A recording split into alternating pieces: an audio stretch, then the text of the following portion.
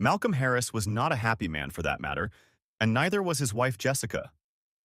Lately, their marriage had been a little sluggish. No, to be completely honest with himself, their marriage wasn't just sluggish.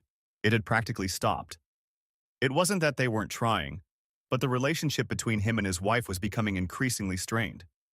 They'd been married for 24 years and known each other for almost 30 years, and you'd think that in that long a time together, they'd have learned to iron out the wrinkles. But this time, it was somehow different. He didn't know when it started, but he knew when he noticed it. It was 6 weeks ago, on a Saturday night. They had been shopping most of the day. It was their usual routine for the last 10 years, like everything else they did.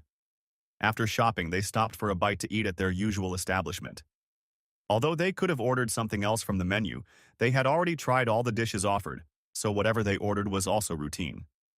Then home to unload the shopping, put everything away, and watch a little TV. Close to 10 o'clock, he began to feel the familiar tingling in his crotch, his body already anticipating what the years of marriage usually predicted would happen on Saturday night. All routine. The number of times their weekend cycle was broken could be counted on their fingers and toes, and it was usually because of Jesse's monthly afflictions, or in those even rarer moments when one of them was sick. Jessie was now 46, and had not yet entered that stage of her life which men dread almost more than women, and which is called menopause. So they were careful to make sure Jessie didn't get pregnant, since she wasn't taking birth control pills. Despite this, Malcolm looked forward to Saturday nights. During the week, since they both worked long hours, Jessie never did more than cook and clean. Malcolm helped with chores, including cooking and even cleaning, on the days Jessie stayed late at work. Still, Jessie complained that she was too tired or not in the mood. That wasn't always the case.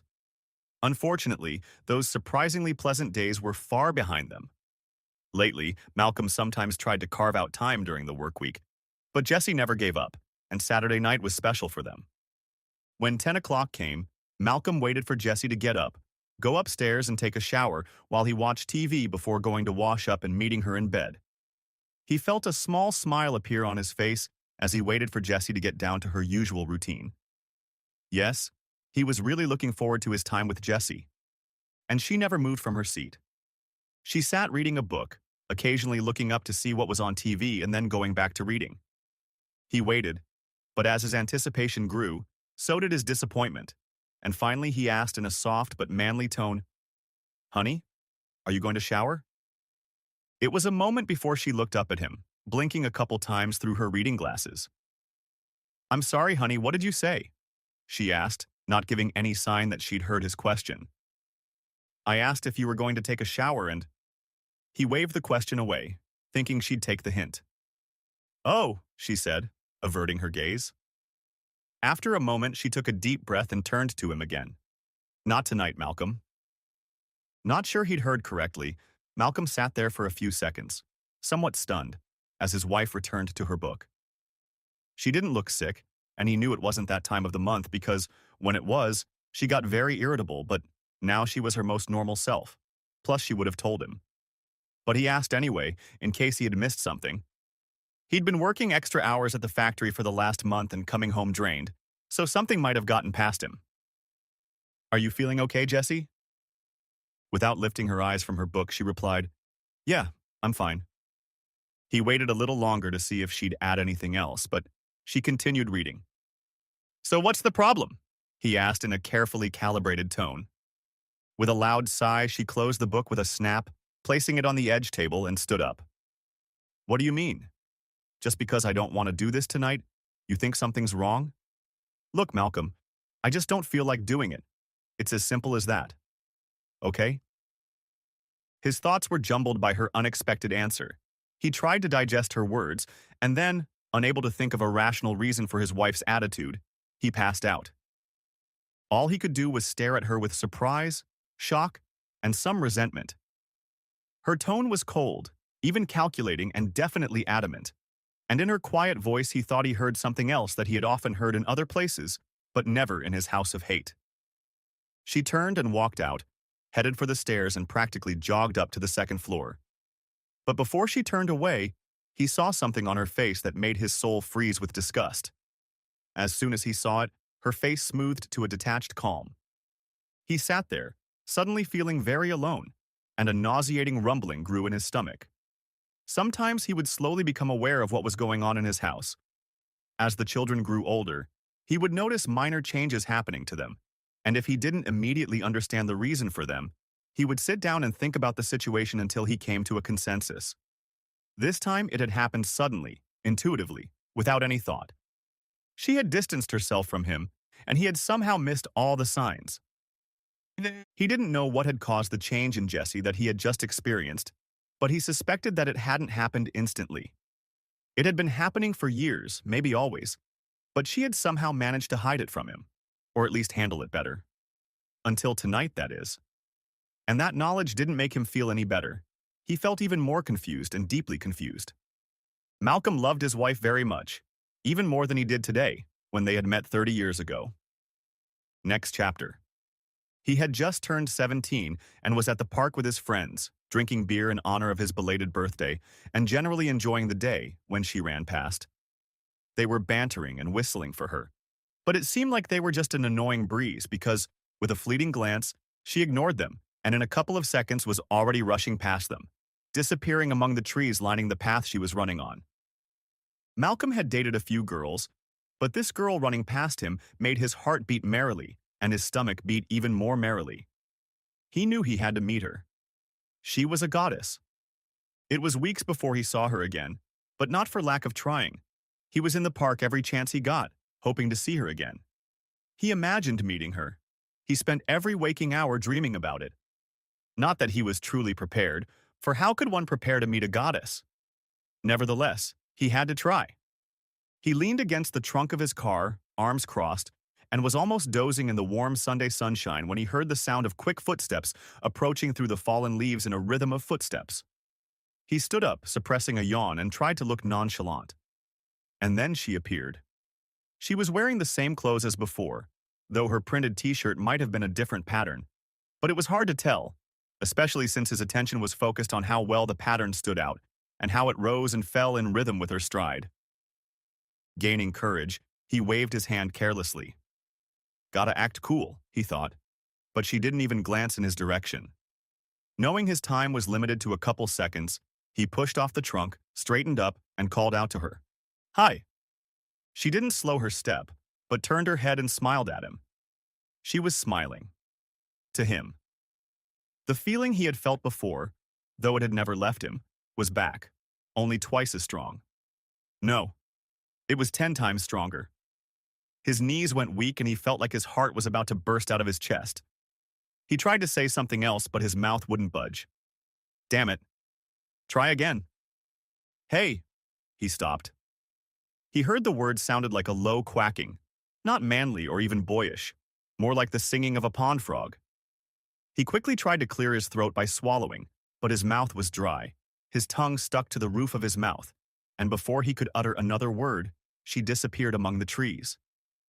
He stood like that for a few eternities, stunned, before failure came upon him like the impact of a brick. For a moment he thought about running after her, but that might scare her. Besides, it wouldn't be pretty. Shit. I had my chance and I blew it. Good thing she didn't hear me. She probably would have laughed at my frog imitation and never spoken or smiled at me again. Then another, less pleasant thought came to mind. What if I sounded like a frog every time I was near her? Saddened and frustrated by his failed attempt to talk to the goddess, as well as disgusted by his unexpectedly squeaky voice, he opened the door of his car, a 1967 RS Camaro, got in, and was about to start the engine when he heard an angry scream, which was then abruptly cut short. He wasn't sure if it was her, his goddess, but even if it wasn't her, someone was in trouble. Without thinking, he jumped out of the car and rushed down the path. Within seconds, he was there, and it was the goddess, but she wasn't alone. Two large men had grabbed her and were trying to drag her into the bushes. Without thinking any further, he increased his speed, doing the only thing that came to his mind. Without warning, he slammed into all three of them with a swing. Some sixth sense must have alerted one of the young thugs, because he lifted his head at the last moment and looked at Malcolm, his eyes widening with surprise and perhaps fear, before the world shattered in a cacophony of pain and rumbling darkness. Oh, please, wake up, please. He heard a voice, the sweet voice of an angel, calling to him. He tried to open his eyes, but the moment he came to, a sharp pain came over him. The pain seemed to throb sickeningly in his head, but then subsided a little. He felt someone tugging on his arm and tried to open his eyes again. The pain was still there, but it had eased a little and was now bearable. Part of his vision was obscured by a red haze, but the other eye worked perfectly, and he saw a beautiful vision that had to be an angel. No, it was a goddess. His goddess. Can you stand up? I think so. But then a new pain shot through his right arm as he tried to push himself off the ground with it. With a groan of pain, he fell back down. We can't stay here. I think you knocked them out, but they're starting to move and could wake up at any moment. Can you try to get up again? I'll help you. Please try to get up. That wonderfully soothing voice spoke again, but you could hear the worry in it. Okay, I'll try. He used his other hand this time, and it seemed to work. After a few seconds, he stood up, albeit unsteadily. He was in no condition to resist, and as the goddess had said, they needed to leave. He looked at her, and she looked at him. She smiled hesitantly at him. We need to go. I'll help you walk. With those words, she took him under her arm and began to lead him away. And he saw that she was guiding them in the same direction she was running herself. Wait. He stopped and asked her, Do you have a car nearby? She stopped too and looked at him and shook her head negatively. I'm running out of the house and back in. Okay, my car's close by. Go back the other way. If we're hoping to get away, we'd better try to make it. Malcolm tried to explain without getting too confused by the words. He thought he was going to pass out from the growing pain, but somehow he managed to stay on his feet. He doubted she could carry or drag his unconscious weight that far. Besides, it wouldn't be nice to pass out after he was already wheezing and moaning in front of her. Without answering anything, she turned them around and began to lead him to the car. They didn't talk much, mostly silent, each trying to make as little noise as possible to keep the bandits from realizing where they had gone in case they woke up before they were far enough away. They made it to the car without incident, but they thought they heard angry voices coming from the path.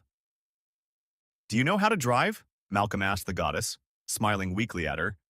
I don't think I can drive well enough not to crash us, pointing to his useless and sore arm. She looked at his sore arm and nodded. Yes, I can drive. Automatic and manual. Give me the keys. A wild panic took over his mind as he fumbled his pants pockets with his hand and found no keys. She must have noticed his increasingly desperate search and asked, Do you think you dropped your keys? I don't know. I was just about to leave when I heard, Look in the car, in the ignition, he urged, forgetting his pain for a moment because of the urgency. Yes, the keys are here. Come on, get in.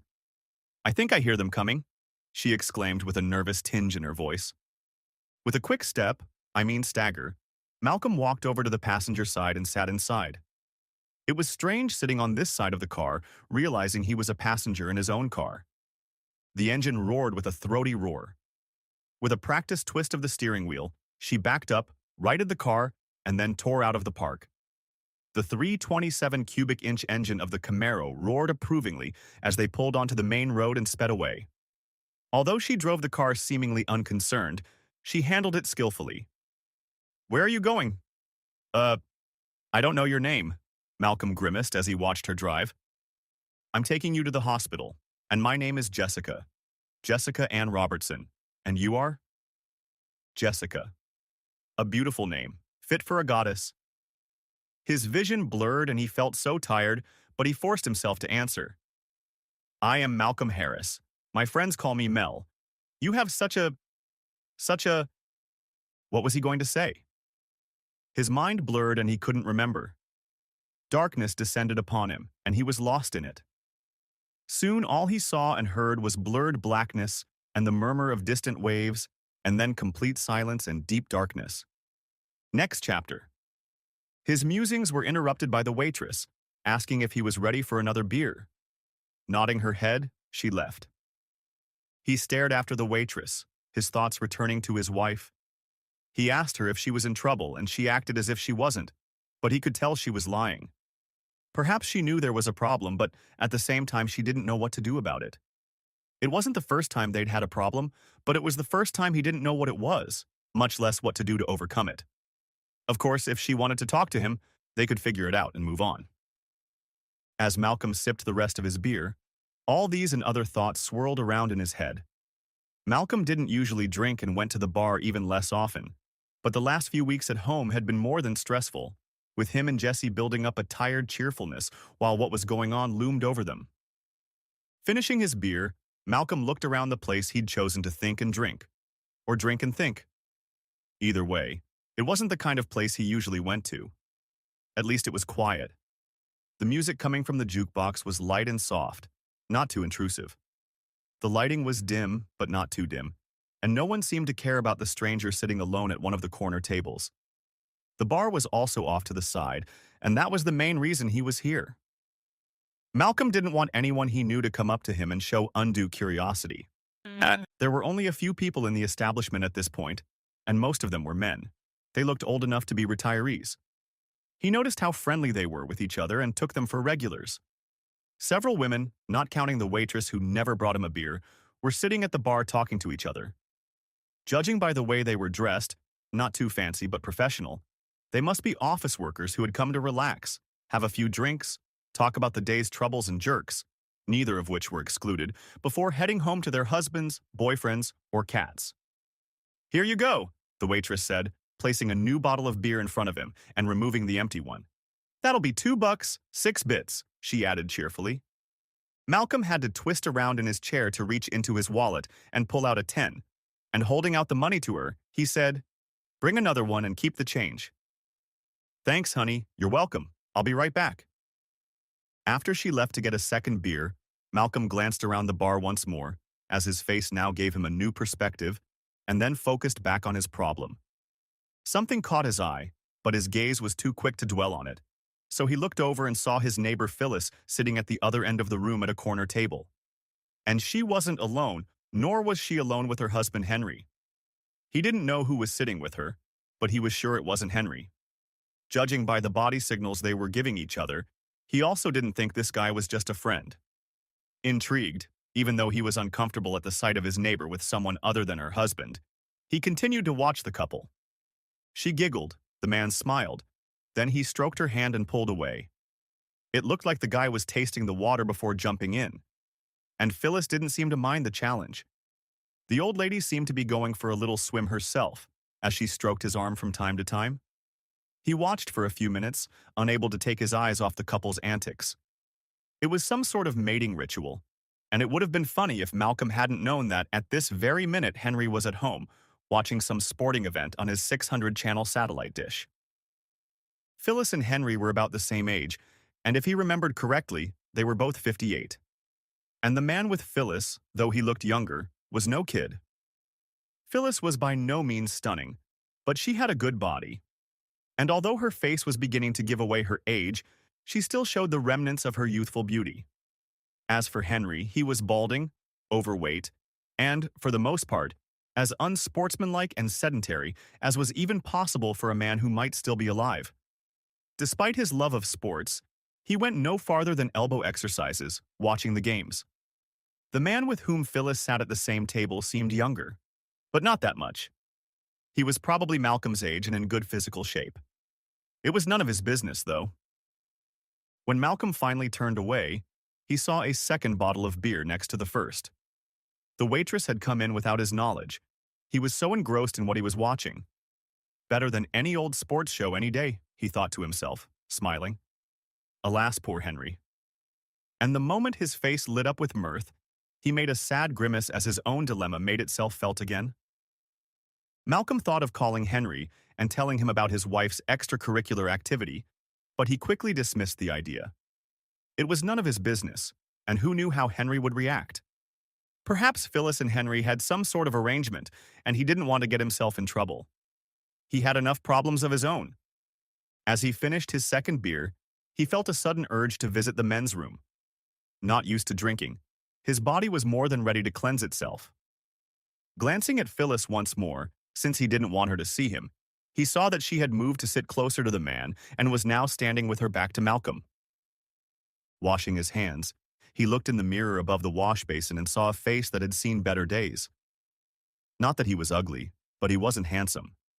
The explosion at the factory had not taken him directly into its fiery embrace, but as he and the others rushed to evacuate the building, flaming shrapnel had rained down on him, and one of it had hit him. It wasn't a very bad burn, but it was a burn, and it left its mark on him. Plastic surgery had repaired most of the damage to his epidermis, but some discoloration and small scars remained. His hair, once a rich dark brown color, was now more gray than brown. The more he studied his face, the more it seemed to belong to a stranger. His dark brown eyes, even looking at his reflection, were studying something deeper within him. And he'd be damned if he knew what it was. Wiping his hands, he felt the disgust for his reflection in the mirror building up in him. Tearing his gaze away, he looked down. His gaze, unwilling to think of anything else, focused on the floor. What once might have been a beautiful tile floor was now stained with years of dirt, stained with dried liquids, and covered with scattered crumpled paper towels. Brown towels. The ones pulled in individual sheets from the dispensers hanging on the wall. The ugly ones. Too stiff and rough to dry his hands well enough. And the moment he saw that garbage, he realized that his marriage was exactly the same.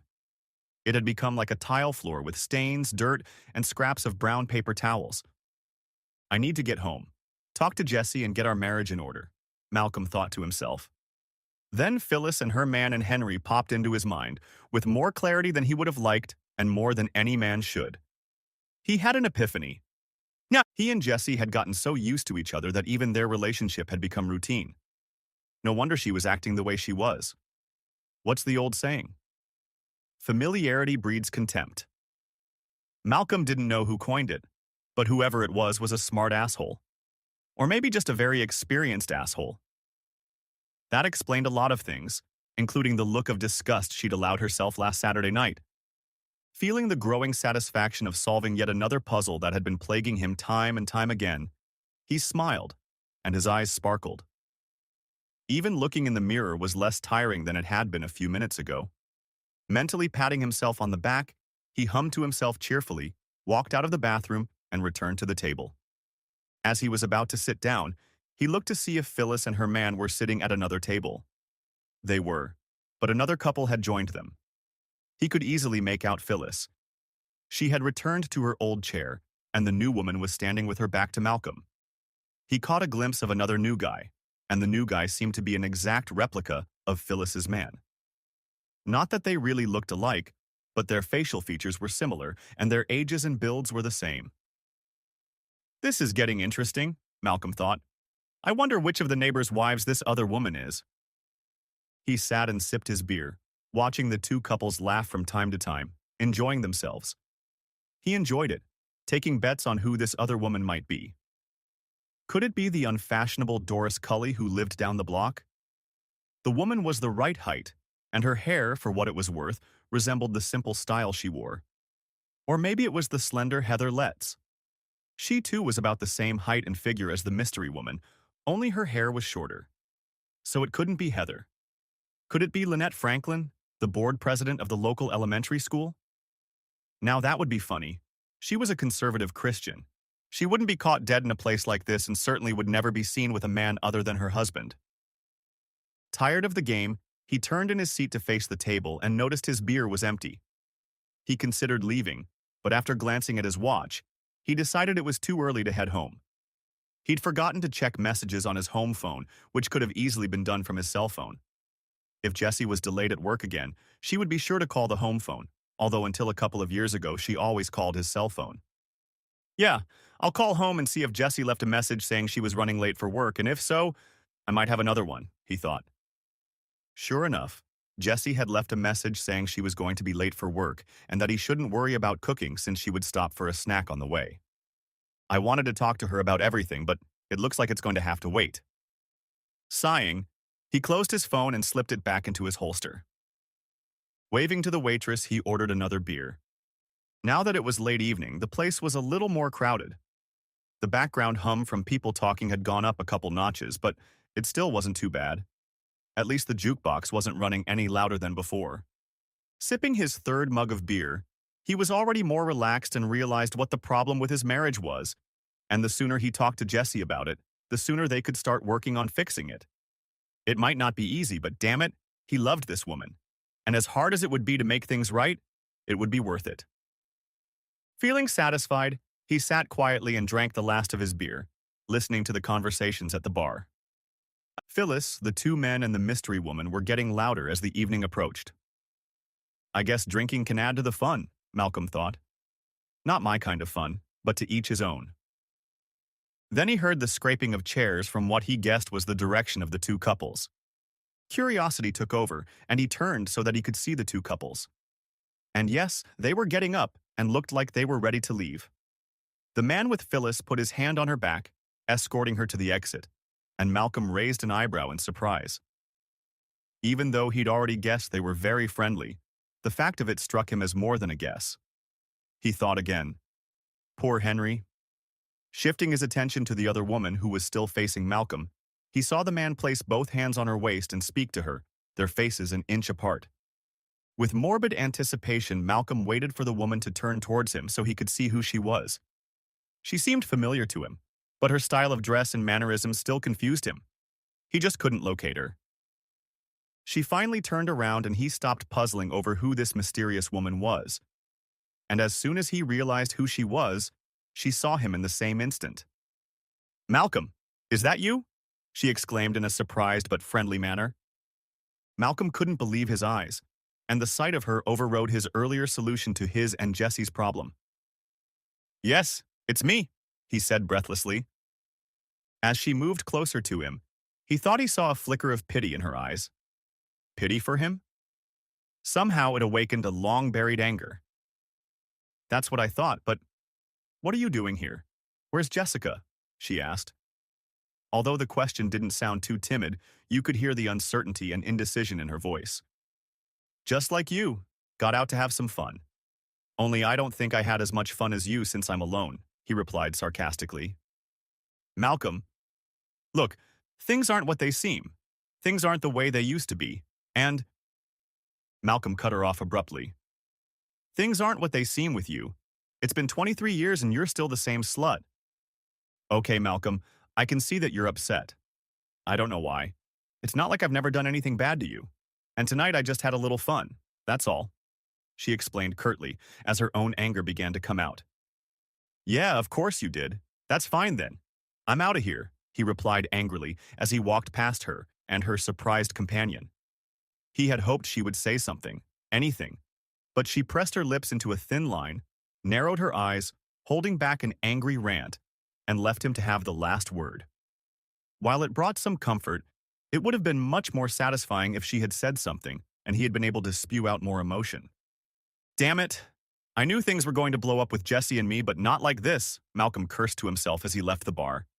That bitch, lying whore. Malcolm wasn't sure who he meant, the whore at the bar or his wife. As he drove home, a storm raged inside him, the anger building with every mile he traveled until he was overcome with red-hot rage. It was about 10 o'clock by the time he pulled up in front of the house. Jesse's car wasn't there, which meant she wasn't home yet. It was a good thing he had something to think about. And right now, he didn't feel like looking at her at all. He entered the house, went into the living room, went to the cabinet where the bottle of Jack Daniels was kept, took it and a glass, then went into the living room, where he sat down in an armchair and drank, waiting for his dear wife to arrive. Half-finished thoughts raced through his mind, and he discarded each one as another took its place, all thoughts disappearing before he could consider them fully. Except for one. It came up again and again. Why did she have that pitying look in her eyes? Was it because of him? Or because of something still in the past? Malcolm, who was not a drinker, soon grew tipsy and felt slightly drowsy. He dozed off and woke only when he heard someone coming up the stairs. Since the den was partially under the stairs, the sound of footsteps on the wooden steps echoed in the den. He was still not drunk enough for what was ahead of him, but not wanting to drink anymore, Malcolm got up from his chair and went upstairs to meet his wife. He entered the bedroom. "When were you going to tell me?" Malcolm demanded, barely containing his rage. Startled by the sudden voice and its harshness, Jessie turned to Malcolm with her eyes wide open. Her face reflected shock and a hint of fear in her eyes. "What are you talking about, Malcolm?" she asked with a slight tremor in her voice. "You know exactly what I'm talking about. So don't pretend, and don't act like an idiot with me, Jessica." "Malcolm, I can't read minds. And until you explain to me what you're talking about, I'll have no idea what you mean," Jessie replied wryly, her initial surprise quickly turning to anger. "Okay, I'll explain it to you since you've decided to play this game. Tonight, tonight I saw Claire, your sister. Do you remember her?" "Oh," Jessie began with a surprise and relief that seemed suspiciously like relief to Malcolm. "Yeah, oh.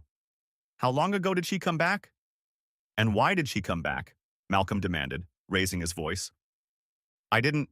Why didn't you ask her?" Jessie shouted back at him, and anger replaced her answer halfway through. And then it hit her. When and how had Malcolm seen her sister?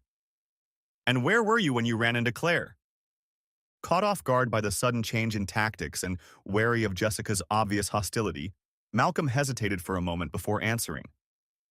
Trying to keep himself from saying something he might regret, he replied more calmly but sharply, "I was outside having a few beers.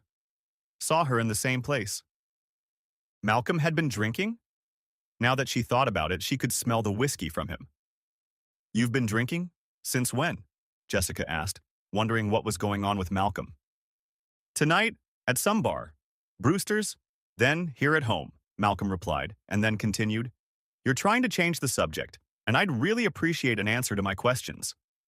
Shaking her head in surprise, she looked at Malcolm, gazing into his eyes, trying to figure out what was behind his anger. Was there something more than just Claire's return to town that had upset him? For the first time in her life, she couldn't understand Malcolm. It was as if a stranger was looking at her. A shiver ran through her body, brought on by the realization that perhaps she didn't know her husband as well as she thought she did. And that was cause for concern. She threw him a hard stare that at other times would have made him cower and retreat, but this time she simply sputtered at his firm, unwavering gaze. He didn't utter a word, continuing to meet her, gaze unfazed, something he would never have done in the past. He would have lowered his eyes by now, a sheepish grin would have appeared on his face, and he would have laughed. But not this time. She really didn't know the man who stood across from her. It scared her, so she decided not to argue, but to answer. I'm sorry, Malcolm. I really don't know the answers to your questions. We haven't talked that much, but I found out a couple weeks ago that Claire was back. I asked her the same questions, but she was evasive. You can't let the past possess you. I know you're angry about what happened when she was still living here, but that was so long ago. We have to let it go." Then, in a slightly hurt tone, she added, "I thought we had already forgotten." He stared at her intently, studying her face and eyes, looking deeply into them, and then, emitting a grunt that could have meant anything, walked out of the bedroom. She'd seen Malcolm like this before, openly angry and hateful. It had been 23 years ago, only this time it was different. "It was like he didn't trust me," she said to herself. Anger flared up in her again, but it wasn't enough to overcome the uneasy feeling he'd left her with, and it frightened her. Good God, does he really know more than he's saying? Does he really know the truth and is testing me to see what I'm going to say? And she realized that if that was the case, he knew she had lied through her teeth. Suddenly, she was very afraid of the man she loved and called her husband. Next chapter. "Hey boy, what's up, Mal?" one of the line technicians asked when he saw Malcolm walking down the line, inspecting the bright steel rollers and the safety screens around the gears and belts.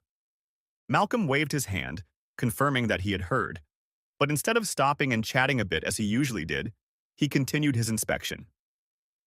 "Dude, what's that guy's balls in a vice?" The technician who greeted Malcolm asked another technician standing nearby. Shrugging his shoulders, the second technician replied, "Who knows? But whatever it is, I've never seen an old man so focused on his work that he didn't stop for a minute." Yes, he must be. And the two technicians went back to their work, and the change in Malcolm's routine was quickly erased from his memory. Next chapter. "Okay, Bruce, I've walked the line, and from what I can see, everything is fine. We don't need any major repairs. Regular maintenance will get us through the summer. But just in case, have the maintenance guys order 2 more straight 8-foot sections, 1 double-sided spacer, and one right-side sweep. I think we'll be okay with that, Malcolm told his partner and longtime friend Eric Bruce. That's a good thing. The less we spend on repairs, the more we save, and the sooner we can start modernizing the plant. It's long overdue to get this done. We'll start next month, and I estimate it will be a year before we complete all the upgrades and repairs, Eric said. We're getting more orders than we can fulfill with our current capacity. And hiring more people doesn't make sense since the mechanicals are already running at capacity, Eric explained, more to himself than to Malcolm. You're right, Eric, but that means we'll have to hold off on going to market for another year, at least until we're sure everything is working properly. I understand, but we really have no choice. If we can't maintain current production and expand capacity by at least 3 times, we won't impress anyone, and our initial offering will remain so without buyers. We want to not only create demand but also make the initial price as high as possible, Eric said, stood up, walked from behind the table to the small counter where a large electric coffee maker stood, and poured himself a cup. Eric liked his coffee black from his days in the army, where he'd learned to make do with the occasional lack of sugar and cream. Malcolm, wary of Eric's coffee, as if it were poison, said, "Okay, I'll leave the business part to you and we'll do what you've already shown me."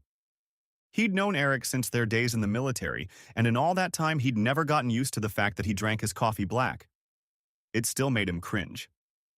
This peculiarity of Eric's, as well as some of his other peculiarities, convinced Malcolm that Eric was just pretending to be civilized. After all, everyone knew that you had to add a little sugar to coffee to make it one of the truly great benefits of civilization. Great. Well, I have one more meeting with the bank, and I should be able to finish the financial report before then, Eric said, already back at his desk and typing away. Yeah, better you than me, old friend. I guess I'll head over to Jeremy Schneider's warehouse. He might have something we can use among all the junk he's accumulated. And as a rule, he doesn't need our firstborn, Malcolm said as he left Eric's office. Whatever Eric said in response was lost in the noise of the machines and other sounds that were part of the factory's operation. Next chapter. He talked to Schneider for a while, saw what he had for sale, and then negotiated like only real Southern guys know how to do. Not just throwing numbers around, but interweaving each of his offers and counter-offers with tall tales. These were laborious, often tedious negotiations. Weaker men would give up halfway through, agreeing to the last best offer, only to find that the item or items had reverted to their original price or, worse, were no longer available. None of the men gave any thought to the time spent haggling. That was the way it was and always had been. And so, as dusk turned a romantic purple velvet, he drove home. Jessica's car was parked in the driveway, which meant she didn't have to stay late at work today. That could be a good thing or a bad thing, but Malcolm wouldn't know until he walked into the house and saw what kind of mood his wife was in.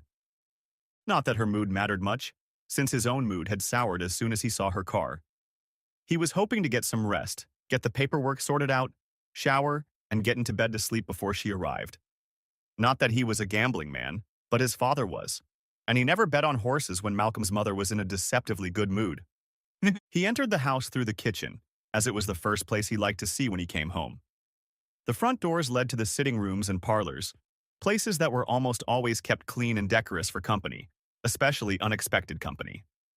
The kitchen, on the other hand, was the heart of the house. It showed how things really were in the house at any given moment, and Malcolm liked to know the true nature of things. He went upstairs, but she wasn't in their bedroom or any of the other rooms. After standing at the window of one of the back bedrooms, he looked out into the backyard. Jessie was nowhere to be seen from his vantage point. Oh well, he thought. Looks like it's not going to be such a bad night. He shouldn't have been so angry with Jessie, but her sister Claire was one of the most deceitful and conniving women he'd ever met. And Jessie, perhaps because it was her sister, had once allowed Claire to manipulate her, nearly destroying their marriage. It had happened when they had first gotten married, the first year of wedded bliss, or so Malcolm had ignorantly thought. Claire was younger than Jessica by almost 8 years, but even then Claire had the strong-willed mind of a woman much older than her years. It had caused her family a lot of distress. But that day was the worst, and it was the last time he saw Claire.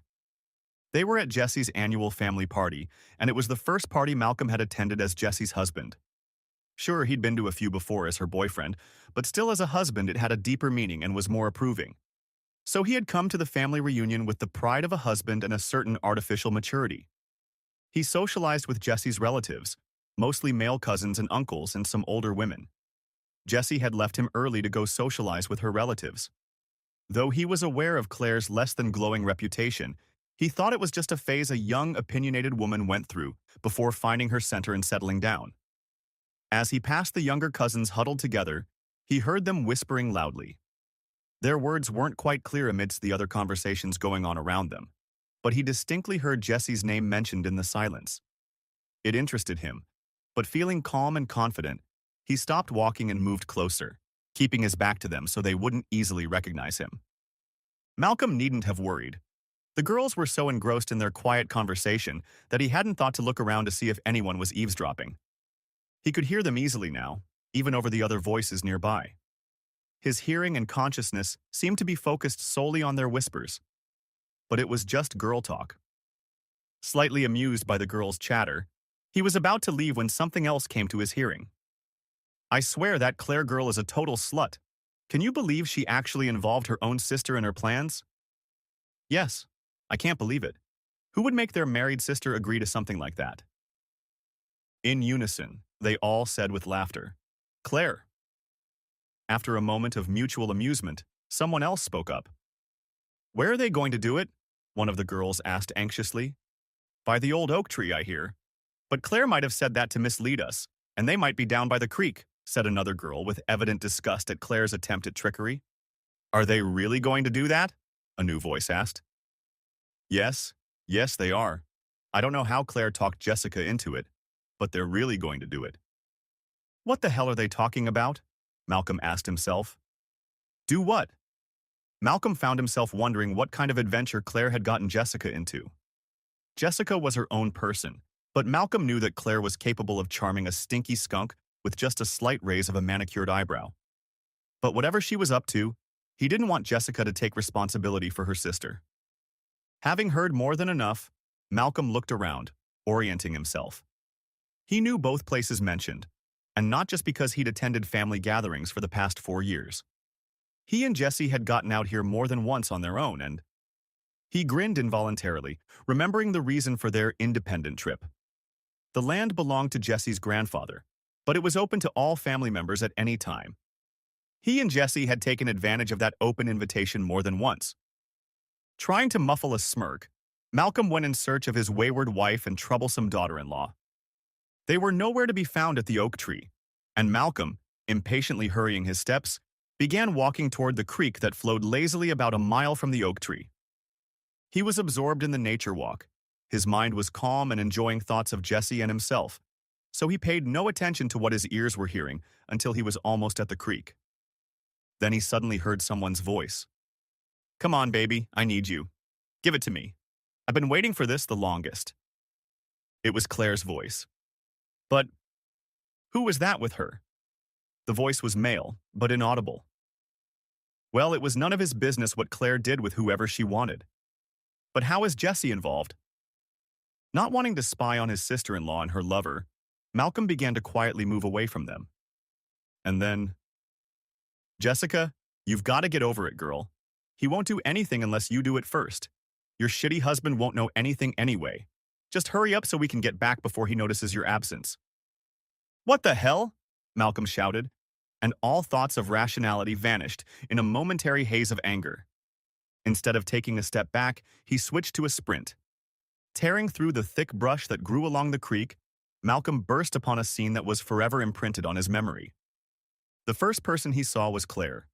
She was standing on top of some guy lying on the ground. Off to the side, a few feet away from her, was Jesse, sitting on another guy's lap. What the hell? God damn you, you goddamn bitch! And you miserable bastard! Everyone could see the red rage on his face and the burning fury in his eyes, and they didn't doubt for a second that his furious screams were untrue. Next chapter. Jessica! Jessica! Wait! Wait! Shouted her friend Phyllis as Jesse walked out of the drugstore. Jessica stopped and turned toward the screaming woman. Phyllis practically jogged up to Jessica and, panting, said, I'm so glad I caught you. I was going to call you, but I've been so busy. Hi, Phyllis. Are you okay? Is Henry okay? The kids? Jessica asked with concern in her voice. Yeah, Henry's fine. Well, you know Henry. Same old Henry. If he's not at work sitting on his ass, he's at home in front of the damn TV sitting on his ass. The kids are doing good. Junior just got promoted to assistant manager and transferred to another store that will be his own very soon. And Virginia is 5 months along, 4 more to go, and I'll be a grandmother again, squeaked Phyllis with childish delight. Oh, that's all very nice. But you didn't yell my name across the parking lot to tell me about Henry's butt, or that Junior's a big wig, and that Virginia's going to pop out another one, did you? Oh, no. No, Phyllis grinned, looking at Jessica's obvious irritation. I just wanted to tell you, well, that I saw Mel at Brewster's the other night. Before you get any wild thoughts, he was alone, sitting and drinking. Alone, Phyllis explained with an expectant expression on her shining face. Is everything all right between you two lovebirds? Jessica stared at her friend for a moment before answering. Yes, everything is fine. It's very nice of you to ask. You're an evil bitch, Jessica added quietly. Oh, okay. I just wanted to ask because he's also… Phyllis began. I'm sorry, Phyllis. I'm in a hurry. We'll talk later. Jessica interrupted before Phyllis could finish whatever she was going to say. Before Phyllis could respond, Jessica turned and walked away. Even then, Phyllis had time to say goodbye. I heard Mel talking to Claire. Just thought you should know. Jessie could hear the glee in Phyllis's voice, which irritated her beyond belief. Jessie and Phyllis had become friends back in high school, but as each of them quickly realized, they were both very competitive. Although their rivalry remained friendly, there were times when the argument would get so heated that they would briefly fight.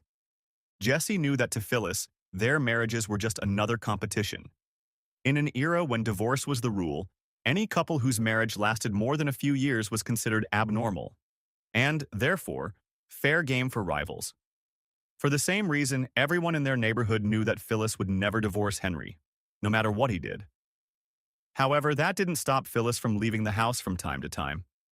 Turning on her heel, Jessie looked back at Phyllis and flipped back her long hair and said, Thank you for telling me, dear. However, I want to ask you if Mel saw you at Brewster's sitting alone. You know my husband. He's truthful to the bone and can't stand anyone running around him. Oh, but I'm sure you don't have any worries when Mel and Henry are talking, because you must have been all alone, just like Mel. Smiling like the Cheshire Cat, Jessica turned away and walked away, but not before seeing Phyllis blush and then worry and anger appear on her face.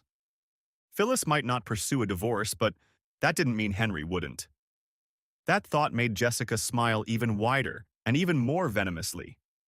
If Jessie could hear what Phyllis was whispering under her breath, she might not be so smug. You're a goddamn bitch. I know what and who you've been up to. Maybe Mel will find out soon, too. Next chapter.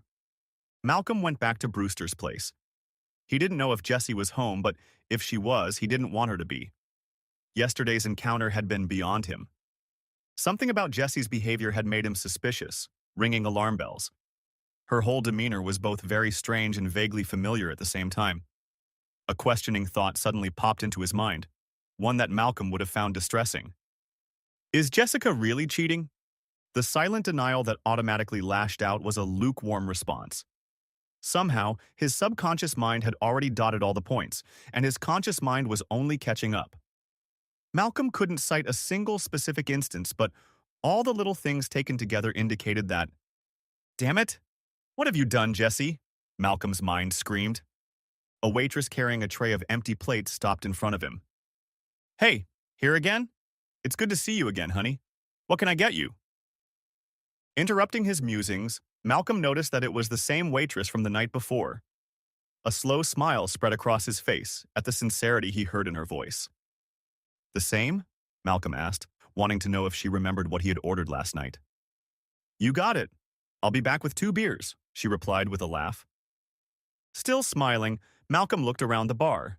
But again, it was still early and the bar was relatively quiet. The same men he had seen yesterday were sitting in the same spot. They had been talking animatedly when he walked in, but toned it down as he passed them. In one booth, a couple was sitting and talking quietly. He couldn't recall seeing them last night. There was a woman sitting in one of the booths, but Malcolm couldn't make her out as it was a little dark in that part of the bar. He walked over to the same table as before and sat down. As he waited for the waitress to bring his beer, he pondered his situation for a while and became so engrossed in his thoughts that he didn't notice the woman who slowly approached his table. "May I join you, Malcolm?" Surprised by the sudden address to him by name, Malcolm popped his head up. "Claire. What the hell do you want?" Sighing, Claire replied, "Just to talk. That's all. Just to talk." "I have nothing to say to you, and I'm sure you don't want to hear anything, so just leave, Claire," Malcolm said stiffly. "I know. I'll leave as soon as you hear me out," Claire said defiantly. "I said no." "What part of that didn't you understand?" replied an increasingly frustrated Malcolm. "Listen, you ignorant, pompous Neanderthal. You chased me out of town once, but that was a long time ago, and I'm not so easily intimidated anymore. If you're not listening to what I have to say, then—" Claire began hotly. "Damn it! Damn it! If it's not your sister, it's her friend. And now it's you. What is it with women? All you can do is stir up shit," Malcolm exclaimed loudly, his patience breaking and his frustration turning to anger. "Why can't you leave me alone? You've been doing this for over 20 years. What's another 20 years, huh?" Claire stared at Malcolm, her hot eyes burning with anger. "I was 17 years old. 17 years, you damn piece of shit. Ever since you saved their precious daughter, every word out of your mouth was like gospel to my parents. Everything you said was taken on faith. Eventually, I had to leave home, to live in a home for girls. I had no choice. I was scared that things were out of control. So I never fought back. Well, buddy, that scared little girl is long gone. Also, thanks to you, I've been robbed of any chance of inheritance. When my parents died, the only thing I got was a copy of their death certificate." Claire stopped her tirade to catch her breath. Malcolm was stunned by both Claire's rage and her words, and for a moment was at a loss for words. He hadn't realized that her parents had taken her somewhere. Malcolm had always assumed that Claire had run away. Jesse had even encouraged that opinion. "And another thing, what I do and who I do it with is my business. You got that, brain shit? My business, not yours, and nobody else's but mine. So no righteous talk about my business here." At this point, the waitress came over with Malcolm's beer, saying sweetly, "Here you go, sweetie." Turning to Claire, the barmaid asked, "What can I get you?" Her voice was clearly flattering as she addressed Claire. Claire looked at the unsuspecting waitress with hatred. "Nothing, bitch." "Not—" Malcolm quickly interrupted his sister-in-law before she kicked them both out, saying, "She can have one of my beers, and bring me the other one, please." With those words, he handed the waitress a $20 bill, telling her to keep the change. With a raised eyebrow, the waitress took the money, smiled at Malcolm, and said she'd be back soon with another beer. "I don't want you to," Claire said, but Malcolm spoke up. "Sit down, Claire. Mind your manners before we get kicked out. And drink that damn beer," Malcolm ordered, reaching for his mug. Following his order, Malcolm took a big gulp and looked at Claire. "Well, are you just going to stand there like that? If you look around, you'll see everyone is looking that way. I think they're waiting for another flash of you." Claire noticed the silence in the room and, slightly embarrassed by the unwanted attention, sat down but didn't reach for the bottle of beer. Noticing his expectant look, Claire said curtly, "I'm not going to drink with you." Shrugging, Malcolm said, "Suit yourself." After a moment of anxious silence, having calmed down, or rather accepted his fate, Malcolm asked, "So speak. What did you want to say before?" Claire frowned and asked incredulously, "Now you want to talk?" "Talk or don't talk, Claire. I don't care one way or the other," said Malcolm, relieved, taking another sip of beer. When Claire still didn't answer, Malcolm explained, "I didn't know what happened to you. The only thing Jessie said was that you decided to go off on your own and live with some aunt. I believed her. So either you're lying, or Jessie and your folks have been lying all these years. Which is it?" "Screw you," Claire hissed through tightly clenched teeth. God, what a filthy mouth you have. Is that supposed to have any effect on me?" Malcolm asked. "This is your last chance to talk, Claire. As soon as I finish this beer, I'm leaving." Having said that, he tipped the bottle back and drank until there was very little left. The silence continued until Malcolm picked up the bottle and finished its contents. Carefully setting the bottle back down, he pushed back his chair and stood up. "Wait." Claire spoke up loud enough for Malcolm to hear her. I think there's something you need to know. He sat back down. Okay, I'm all ears. Claire looked around the room, then picked up her beer and took a sip. I don't know how to sugarcoat it, so I'll just say it. Jesse's cheating on you. Malcolm sat, blinking his eyes rapidly as his sister-in-law's words rolled around in his head. Okay. Claire's eyes widened in surprise. That's all you have to say? Good? What else was I supposed to say? I don't know, but something more than good. Don't you care? At this point, a waitress whizzed past, set his beer in front of him, and left back to the bar. It was obvious from her silence and quick departure that she wanted no part of the two men's argument. Grabbing the bottle, Malcolm took a loud sip. Do I care? I think you do. The only thing is, I only have your word that she's cheating. Do you have proof? Claire looked at Malcolm for a moment before answering. No, I don't. Claire still had her beer in her hand and took another sip while keeping her eyes on her brother-in-law. Just her words. What, you mean Jesse told you she was cheating? Just like that? Nodding, Claire replied. Yes. Leaning back in his chair, Malcolm slowly shook his head as if trying to clear it of what he had just heard. When did you talk to Jessie? When she told you she was cheating? Sipping her beer, Claire frowned slightly in thought before answering. A couple weeks ago. I don't remember the exact day. It was probably Monday or Tuesday. We were having lunch and I knew right away that something was wrong with her. After all, she is my sister. So I pressed her until she relented. Before you ask for details, she didn't tell me much. Just that she was having an affair. Grunting as if he'd been punched, Malcolm stared grimly at Claire. What? Why are you looking at me like that? I told you because I thought you should know. She's my sister, but I'm not going to take the blame again. What do you mean? Malcolm asked in an even voice. What do I mean? Claire asked in an impatient tone. That you're not going to take the blame on yourself again? She's cheated on me before? Claire took a sip of her beer and looked at Malcolm. Shrugging, she replied, Don't you know? Why do you think I was forced to leave? It wasn't just your complaints. Jessica also insisted that my folks send me away. She was afraid I would blab. Pauses to sip another drink. I thought you'd have figured it out by now. Shaking his head, Malcolm asked, What are you talking about now? What was I supposed to understand? Eyes wide, Claire stared at him for several seconds. Oh my God, you really don't understand. You didn't know. You don't understand. Just answer me. Has Jess cheated on me up to this point? Suddenly, Claire's eyes softened and she said in a low voice, I'm sorry, Malcolm. It probably wasn't the best idea. Grabbing her purse, she stood up. I'd better go. Malcolm stared after the departing Claire as she made her way through the crowd of bar patrons. Standing up, Malcolm followed his sister-in-law just as she was walking out the door. Claire! Malcolm shouted, rushing to catch up with the brunette who was his sister-in-law. Wait! Claire ignored Malcolm's demand and pressed the key fob, reaching her car. She tried to run away. She didn't know what she was doing at the bar.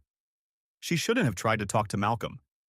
She honestly thought Malcolm would realize the stupid things his wife had done all these years. No sooner had she entered the car than his hand closed on her arm like a steel vise. Wait a minute, Claire. You can't tell me about Jesse and just walk away. You still haven't answered my question. What's going on? Malcolm demanded sharply.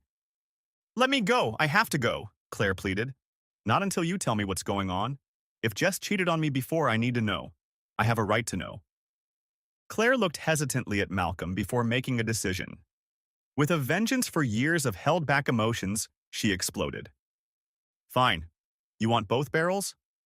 I'll give them to you straight. Yes, she cheated. She cheated on you that day at the family gathering and kept cheating until Ian moved out. Whose idea do you think it was to sneak out? I agreed to do it because she promised me I could get Ian's friend. When you caught us, that's exactly what I did. Shocked by the cruelty of his sister-in-law's words, Malcolm could only stare at her in amazement. Barely able to catch her breath, Claire continued, unable to stop herself. Speaking the vile truth she'd kept to herself for far too long. Do you want more than that? There's a good chance your children aren't yours. Does it quench your curiosity? Does it satisfy your righteous need? You're lying. You're just jealous of your sister, Malcolm objected loudly, unable to believe what Claire was claiming. But in the back of his mind, he could feel Malcolm's suspicions gaining strength and slowly flaring up, turning from a naked coal to a flickering flame. He didn't want to believe it. He couldn't believe what Claire had said. It meant admitting something he couldn't face, something he didn't want to face. Seeing the abrupt change in his eyes despite his words, Claire felt a sudden sadness for a man she hadn't known well, but had spent years imagining and rejoicing in this very encounter. The pleasure she would have felt at his pain was tempered by the fact that he was as much a victim of her sister's whims as herself. "I'm sorry, Malcolm. I didn't mean to. I have to go." With a burst of hysterical energy, she pulled out of his embrace and jumped into the car. As she drove away, she saw him standing there, looking after her with a blank expression on his face. No, not so much indifferent as lost, like a little boy who has been abandoned in a strange place to his fate. Barely audible, Claire whispered, "I'm sorry." She wasn't sure if she was apologizing for herself, or for Malcolm, or for both of them. Next chapter. Malcolm realized his surroundings, or rather, he knew where he was, how he got there. But up until this point, he didn't care. Not that he cared much even now, but his brain was trying to at least give the appearance of concern. This was the dirtiest part of the city. It was full of empty, dilapidated houses, boarded-up buildings, cracked sidewalks, and trash-strewn roads. Small groups of people huddled here and there in dark sections of the once busy streets. There were a few more hardy individuals who moved from place to place alone, and no doubt those who moved were heavily armed. On the whole, the atmosphere was gloomy, suggestive of foreboding desolation, and subconsciously darker than dusk is supposed to be. Without giving much thought to his well-being, Malcolm slowed his truck and parked at the crumbling curb. Starting the engine, Malcolm rested his head on the steering wheel, trying to quiet his troubled thoughts and calm his wounded heart. Was Claire telling the truth? Had Jess been deceived all these years? Were Tricia and Jackson other people's children? Each of these agonizing questions and more swarmed endlessly, falling into the bottomless depths of his tortured soul, only to rise again and again to fill his confused mind. Nothing answered his call for truth. Light memories came, which individually had no meaning, but when gathered together, made his suspicions more and more intense. Did his so-called friends know anything? If so, would they admit it? Would they answer his questions, or would they evade them with a shameful and guilty look? To whom might he turn? For years, Malcolm had relied on his friends as they had on him. But could he trust them now? No, he couldn't trust his friends, and this was an unexpected discovery for Malcolm. He was at a loss, feeling a deep sadness and bitterness like he had never felt before. His thoughts kept returning to his business partner, Eric. Could he talk to Eric about this? And in fact, did Eric know anything? Malcolm normally kept personal problems out of business, and because of his connection to Eric, it concerned him. Still, Malcolm had no choice. He needed to talk to someone. He needed to find out if his friends knew about everything from the beginning. No sooner had he shifted the transmission into drive than there was a loud, brittle thud in his left ear. Turning around to see who was tapping on the window pane, he saw 3 young men. They were dressed in dark clothing, but in a style that was popular these days. Their odd, irregularly shaped caps were skewed and turned sideways. They were all wearing clothes of similar colors, which alerted Malcolm. Perhaps these people were in a gang. He noticed that all of them were clutching automatic pistols that seemed too big, which dangled loosely at their sides. Great. They crept up on him as he sat there, immersed in his thoughts. Malcolm should have felt fear. He knew his life was in danger and at the mercy of the whims of these strangers. Yet he felt a strange exhilaration. The adrenaline rushing into his veins was spreading rapidly throughout his body. His mind slowed down, turning the events into a slowed reality. He felt his right hand reach for the automatic pistol and grabbed it. He snatched it up and raised it in one smooth motion. As he reached for the weapon, his other hand touched the driver's door window switch, which automatically lowered the glass quickly. He didn't know what to do as his body and mind acted on their own. As the howl of the window motor died down, the gun rose and came into view of all 3 of them. "Hey guys, I had a really bad night. I need to blow off some steam, a lot of steam. You're all going to help me out. What will you do?" Their surprise was complete and utter. They expected to see a scared, helpless cracker, and what they got was an armed and enraged redneck. "I'll kick your ass," exclaimed the nearest young man, with what appeared to Malcolm to be false bravado as he began to raise his gun. "Please, let's do it," replied Malcolm with an eerie but quiet pleasantness. "Yo, Drydell, he's serious, man. I've seen that look in some of the brothers' eyes. He's crazy. Let's get out of here." "Screw you! Drydell ain't running from nobody, especially not an old cracker," Drydell shouted. The deafening sound of a shot from an automatic pistol added to Drydell's shout.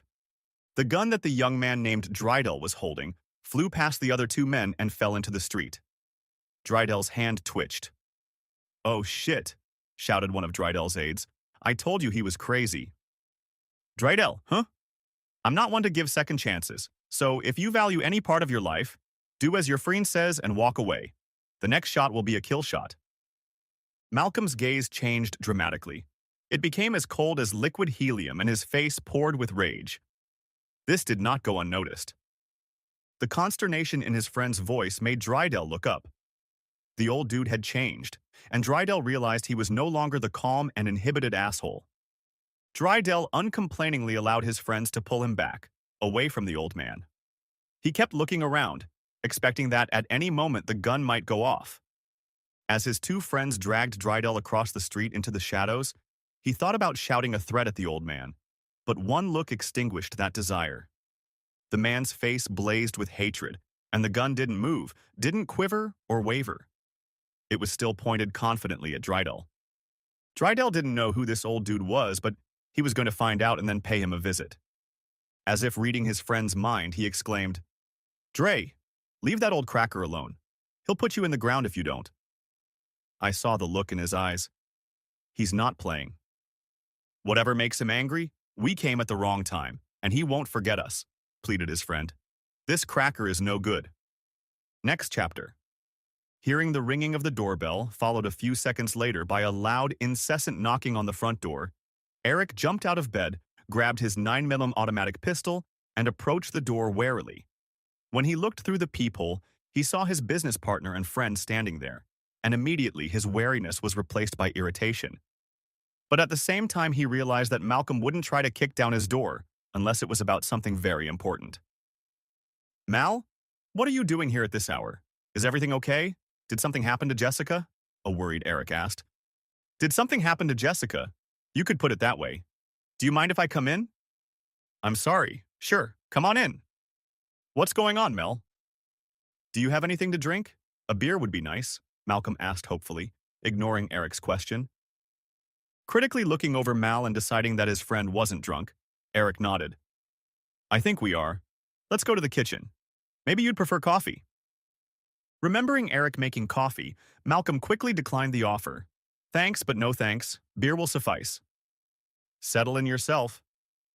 Settling himself at the kitchen table with a beer in hand, Malcolm looked around the kitchen.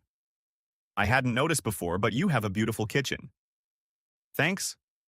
Now cut the crap. What's going on? Are you and Jessica having problems? Did she kick you out?"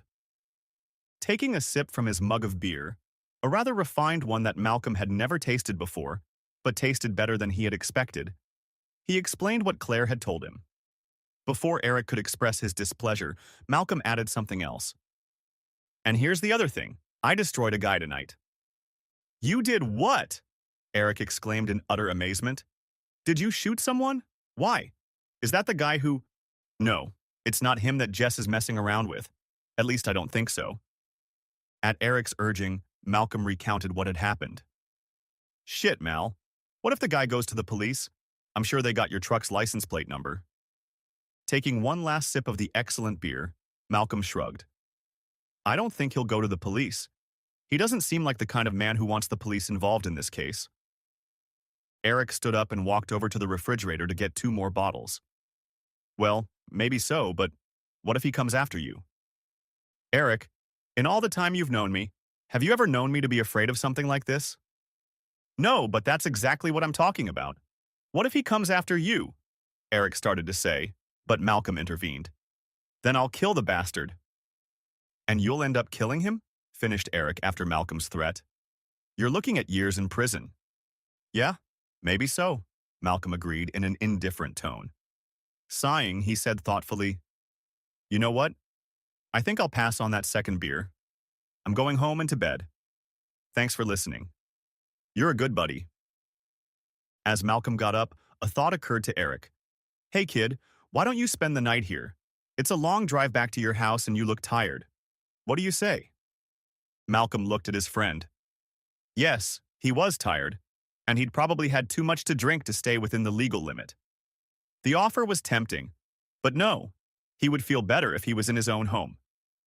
Thank you for the offer, Eric. I appreciate it, but I need to get home. I'll see you tomorrow. Okay, just don't do anything stupid. Don't do anything bad, Jess. Okay? I know what you're like, Mal. That damn temper of yours will take over one day. Smiling sadly, Malcolm gave his friend a brotherly pat on the shoulder and walked out of the kitchen. Eric followed a moment later, but Malcolm had already left the house and closed the front door behind him. As he set the locks, Eric pondered how much Malcolm's dissolution of his marriage would affect his friend. Early on, when he and Malcolm had started their business, Eric had heard rumors about Jessica's wanderings. He paid no attention to the gossip until he saw Jessica and a strange man walking through the parking lot of an exclusive condominium. They stopped so the man could swipe the access card unlocking the main doors and then entered the middle tower of 3 buildings. Their arms went around each other's waist. After 12 years of doing business with Malcolm and dealing with Jessica, Eric had no doubt what his eyes saw and who his brain recognized. It didn't take a great imagination to guess the intentions of Jessica and her escort. It disturbed Eric greatly, and he tried more than once to tell Malcolm what he had seen. Each time he was held back by what everyone in town thought would happen if Malcolm found out about his wife's infidelity. The cheating wife and her lover are dead, and the enraged husband is in jail. That's why he erupted with worry when he saw Malcolm at his door. It was why he'd immediately asked if Jessica was okay. He'd feared the worst. Now that the cat was out of the bag, it appeared that Malcolm had succumbed to his nature and it was only a matter of time. Eric had never met Claire. He'd heard of her but didn't know her, so it surprised him how much he'd come to hate the woman in a matter of minutes. Next chapter. The drive home was a haze of agonizing, conflicting thoughts, and as he drove into his house, Malcolm couldn't remember how he'd gotten there. The house was dark. The driveway was empty, which meant Jess wasn't home, and at this late hour she probably wouldn't be back tonight. It's for the best, Malcolm thought. It's unlikely I'd be able to meet her gaze and not want to destroy her. With heavy footsteps, slumped shoulders, and ragged breathing, Malcolm entered his house and began to prepare for bed. He was tired to the bone. Despite the unsolicited, soul-crushing pain, his body needed rest, and he didn't care about anything else, including how much his heart hurt. His last thoughts before sleep overtook him were wild and full of emotion. Is she with him? If so, I hope I catch them together. I will destroy them. Next chapter. What? You told him? How could you? Damn you, Claire. All you do is ruin my life. Jessica lashed out at her sister. They met for lunch at a deli inside the town's only shopping center. Claire, experiencing a kind of perverse pleasure, had laid out the details to her sister without any warning. Up to this point, they had been having a rather pleasant conversation, but when Jess began extolling the virtues of her lover, Claire grew bored. Yes, dear sister, I told him. I told him everything. Everything. And as for me ruining your life, well, welcome to my world. It's the same thing you and Malcolm did to me. I was 17 years old. I was ripped from the only home I knew. And the very people who were supposed to love me and care for me wanted nothing to do with me. I lived in that horrible home for girls for a month before I ran away. I had to learn to live on the streets. Twice I was almost killed. Jessica's eyebrows went up in shock and concern. I didn't know. What happened? What happened? What happened? Claire asked sarcastically, her anger building. Then, making a visible effort on herself, she calmed down, letting out a short sigh. Does it really matter? It was a long time ago and I'd rather not remember. Okay? Jess nodded uncertainly, though her face grew calmer. I'm alive. That's the important thing, right? Jessica nodded again, her anger muted for a moment by her sister's story. Look, Jess, you brought this on yourself, said Claire quietly. I don't know what you have with that creep Ian, but it has to stop. I don't like Malcolm much, but I'm told he's been a good husband to you and a good father to your children. And unless things have changed, you know how Malcolm can be when he feels he's been lied to. A look of extreme surprise appeared on Jessica's face, turning to fear and dread at the implications her sister had hinted at. Claire replied with a sardonic smile, sadistically pleased with herself. Yes, I know they don't belong to Malcolm. Then, tightening the screws even more, she added, Are you wondering how I know? Easy. Ian has a big mouth. The only reason this news didn't reach Malcolm's ears sooner is because the people Ian was bragging to know about Malcolm's temper. They don't want to be the messenger who gets crucified for delivering bad news. Jessica's mouth folded into an O of disbelief. No. Tell me you didn't tell him about the children. Please, even you can't be that cruel. Leaning forward and moving closer to her sister, Claire said in a stern tone, Cruel? Maybe. But yes, I did tell Malcolm about your children's origins. Oh my God, why did you do that? I thought you and I, we, Jessica began, but she was cut short by an angry Claire. We? We what? You thought all was forgiven and forgotten? That we had reached some level of understanding? I'm begging you. Even you can't be so naive. Right, dear little sister? Exclaimed Claire with utter contempt for her blood relative. Looking carefully at Jessica's pale face, Claire was surprised in turn. Leaning back in her chair, she said, Damn, you really thought the past was behind us and we were suddenly the loving sisters we could and should have been? For a few moments, both women fell into silence as each sat and pondered their thoughts. Jess, I didn't come back to ruin your life. Really, I didn't. It wasn't until you brought up Ian that I lost my head. Ian this, Ian that. The same asshole you wanted the first time. The same asshole who thought it was so much fun to send me away. It was too much. I snapped. I was furious, said Claire, her voice rising. Taking a pause, Claire thought for a moment to calm herself down, while Jessica continued to be resentfully silent. Despite all this, I still had a couple friends in town.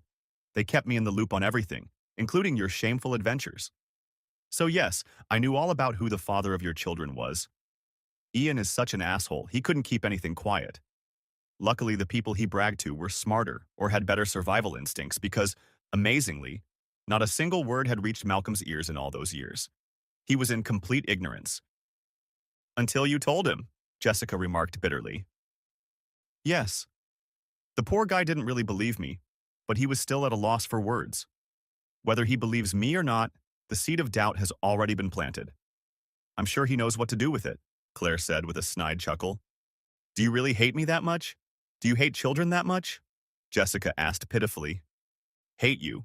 Claire asked, surprised by the question. Not anymore. I used to hate you. And I certainly don't hate your children. But for years I harbored a great deal of hatred for you. I used that hatred to keep me warm when I was cold, to feed me when I was hungry, to keep me alive when I should have died. I used her to get me through the worst moments of those years. She drove me relentlessly. She motivated me to accomplish many things, to do things I never dreamed of, and to succeed beyond my wildest dreams. But I'm not sure exactly when, probably a few years ago, I realized that hatred had dissipated. Jessica looked at her sister and saw a coldness in her hazel eyes that hadn't been there before. She shuddered. A shiver traveled down her spine, down her legs, and reached her toes. Her feet were slightly numb and tingling. For all that, I'm furious with you. If you had just kept your gigolo out of our conversations, I never would have said anything. The mere mention of his name brings me back to those horrible moments in the past, and I go crazy thinking about it. I'm so sorry. I didn't realize... I'm sorry, Jessica hesitantly began, unconvincingly apologizing. Save it for the priest, my sister. There's nothing you can say to undo what you've done to me and, yes, to Malcolm too. He's a blind fool, but he's a man who mistakenly worshipped the very seat your stinking ass sat on. So I feel sorry for him. He fell for your lies and deceit, just like our parents did. I hated them too. So did Malcolm. I don't hate anybody now. I have my own life, and it's better than most. Pushing her chair back, Claire stood up abruptly and said with a definitive look, "Lunch is on me." Jessica, unable to look at her sister, stared at her food, already cold, and nodded in appreciation. Claire stood behind Jessica, then leaned in close to her sister's ear and said quietly, almost in a whisper, "I didn't cause these problems. I just brought them out into the open. What happens next is up to you and Malcolm. I'm leaving tonight and I'm not coming back. So it's not au revoir, it's adieu." Jessica, gripped by a range of conflicting emotions, couldn't bring herself to face her sister or even react in any way to her leaving. She was angry, very angry at what Claire had done, but at the same time faintly aware that her own actions had led to this outcome. Minutes passed, she cried silently, and her incoherent thoughts tried to line up to make some kind of coherence. But suddenly, instant knowledge flashed through her mind, and Jessica realized what she had to do. Next chapter. "What do you want?" yelled Malcolm, at the man who had once been the love of his life. "I said, I want a divorce. I know it's not what you want, but," Jessica began, facing her husband. Blushing and shaking with intense anger like a giant sequoia tree caught in the epicenter of an earthquake, Malcolm forced himself to calm down as Jessica spoke. "You don't know what I want. You haven't known what I want for a long time because I realized you don't know me," Malcolm replied, interrupting his wife at a volume just below a roar. "In the same way, I don't know you anymore. I thought I did, but I guess I was wrong." "Please, Malcolm, if you love me, please," Jessica pleaded, but she was interrupted again. "Love you? You've got to be kidding me. After what you did? I'm surprised I don't hate you even more than I do now. I never have and never will love a whore. And that's exactly what you are, Jessica. A goddamn whore." "Malcolm, how can you say that? I can—" Jessica shrieked, shocked, pain audible in her voice. "Listen, you slut. I'll decide what I'm going to do, not you. Do you understand? If I want a divorce, I'll do it. If I want to stay married and make your life a living hell, well, I'll do it. If you try to resist whatever I decide, I'll drop a ton of shit on you and your lover." "But Malcolm," she began, then noticed his eyes. They were filled with raw, unyielding hatred. There was pain in them, and a mixture of other emotions, but the brightest of them all was hatred. It glittered in his eyes, making them shimmer with a shimmering heat that made her heart grow vaguely but suffocatingly uncomfortable. As she shifted her gaze to his face, she saw the deep features, fierce, with an unrelenting, grim expression, and she realized everything. Malcolm wasn't just mouthing words. He meant every syllable he uttered. A vague memory flashed through her mind. Of another place in another time. The memory quickly took on a strange, cloying solidity. She was with her sister, and they were with two men when an enraged Malcolm popped out of the bushes. "What the hell, goddamn you, bitch, and you miserable bastard." Then, as now, those words pierced her consciousness. She heard in his shout a tremendous rage and an infinite depth of pain. Before she could even turn in surprise to look at her husband, she realized what she would see. He was bearing down on them. Before Jessica could jump aside, he was upon them both. Something hard hit her in the head. She fell to the ground, though not unconscious. She was badly stunned. She then saw Malcolm dragging someone to the creek, where he dunked them head first into the flowing water several times. It was Ian. "Ian. Oh my God, Malcolm, you destroyed him," came a voice full of disbelief and horror. It was Claire's voice. For some reason, Jessica had forgotten the details of that day. In the days that followed, during her recovery, she buried that memory deeply, and though she sometimes felt the tickle of its presence, it never manifested itself until that very moment when she stared at Malcolm's frozen face. Ian, who had been rescued in time by Claire and Ian's friends, had been taken to the same hospital as Jessica, but fear prevented them from contacting each other. Although the police were investigating, Malcolm's name was never mentioned. If it had, and the true circumstances of the incident had come to light, Jessica and Ian would have been run out of town by her family. So by pure coincidence, both Jessica and Ian explained that it was a swimming accident. Despite the complete inconsistency of their stories, the police believed them because their stories, due to the difference in details, were quite expected in such a traumatic experience. After Jessica was released from the hospital, A silent Malcolm came to pick her up and took them to her parents' house. Malcolm told her father that she was done, that she was back in her parents' care. Jessica was blatantly lying. She blamed it all on her sister and even hinted that she had been drugged until she became delirious from the alcohol and succumbed to Ian's entreaties, helped by Claire. It took a lot of effort and pleading, with her parents acting as intermediaries, but eventually Malcolm agreed to take her back. It took even more time, years, before he forgave her, and their relationship was back on track. It was even more time before Jessica started listening to Ian and started a relationship with him again. Naturally, Ian, despite his fear of Malcolm, wanted to get back at him in any way he could for the blow Malcolm had dealt him and the near drowning.